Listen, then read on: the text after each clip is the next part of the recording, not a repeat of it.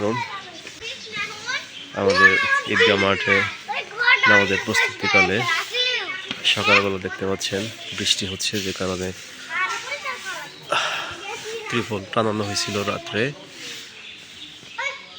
ত্রিপলে রাত্রে হালকা ঝড়ের কারণে ছিঁড়ে গেছে।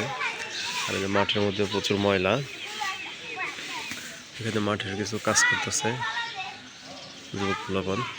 আর এই যে আমাদের ছোট ছোট বাচ্চারা, ওরা মাঠ পরিষ্কার করতেছে, ঝাড়ু দিতেছে। দেখতে পাচ্ছেন এই যে একজন ঝাড়ুদার।